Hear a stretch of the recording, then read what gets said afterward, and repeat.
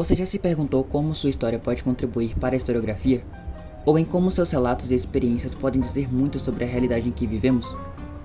Podemos dizer que Edward Thompson, historiador e militante marxista, pensou assim ao escrever A Formação da Classe Operária Inglesa, onde discutia o surgimento da classe trabalhadora na Inglaterra e os problemas surgidos com a Revolução Industrial. Seus trabalhos se mostram pertinentes nessa abordagem que foge um pouco do modelo clássico, digamos assim, de se fazer história. Thompson buscou contar uma história que fosse registrada a partir das histórias individuais daqueles que formariam a chamada história vista de baixo. Como Thompson diz no prefácio de A Formação da Classe Operária Inglesa, ele está preocupado em resgatar o pobre descalço, o agricultor ultrapassado, o tecelão do tier manual obsoleto e o artesão utopista. Nesse sentido, nós podemos falar de um documentário nacional lançado em 2002 pelo cineasta Eduardo Coutinho.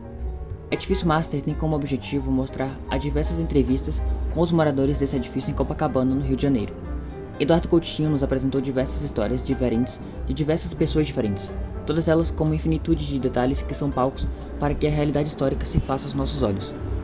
Ao associar uma abordagem como a história vista de baixo e as entrevistas do documentário, podemos tirar daí diversas formas e possibilidades de dar vida a uma história contada a partir das pessoas comuns de um cotidiano comum. Por exemplo, a respeito da entrevistada Alessandra, trabalhadora do sexo e que na época tinha apenas 20 anos. A partir do relato dela, poderia se construir um trabalho historiográfico da prostituição e como a prostituição se alterou ao longo do tempo, às vezes mudando seu cerne ou em diferentes regiões do país ou do mundo. O edifício Master é habitado por muitos idosos. Uma construção historiográfica poderia utilizar suas histórias e a forma como chegaram ali para estudar o etarismo, o abandono presente na terceira idade ou a forma como se percebeu a velhice ao longo da história e do tempo. Existem ainda outras diversas opções, como o arquétipo jovem dos anos 2000, com a banda de João, Fábio e Bacon, ou ainda a forma como o mundo é repleto de artistas escondidos que infelizmente não tiveram a chance de suas artes serem amplamente conhecidas, como é o caso de Daniela, Eugênia e Laodiceia. São muitas e muitas possibilidades. Bom, mas por qual motivo tudo isso é importante? A historiografia como conhecemos ainda é, mesmo com as mudanças trazidas com os análises, contada a partir dos grandes acontecimentos, dos grandes feitos presentes em documentos de oficiais, reis, presidentes, revolucionários. Acontece que essa história é muitas vezes uma versão das elites, do grupo dominante que muitas vezes querem alterar a história a partir do que julgam certo ou apropriado de estar ali. Construir uma história que se ergue do ponto de vista da classe trabalhadora, da população marginalizada, das profissões estigmatizadas, é contar e registrar uma história que carrega em si o peso da realidade dos nossos dias.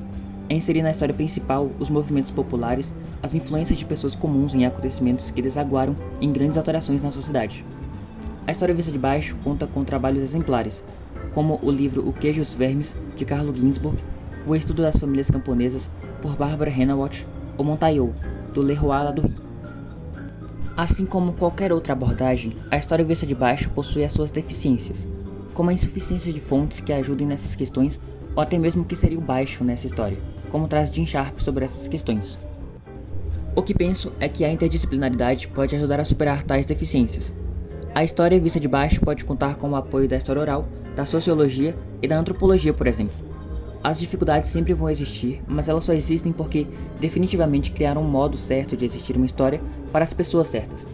Acontece que essa história certa muitas vezes não registrou a realidade como ela é e por quem de fato esta realidade foi construída. Concebe-se, assim, duas conclusões. A história vista de baixo traz uma história menos eurocentrada, menos elitizada e enviesada com os desejos dos grupos dominantes.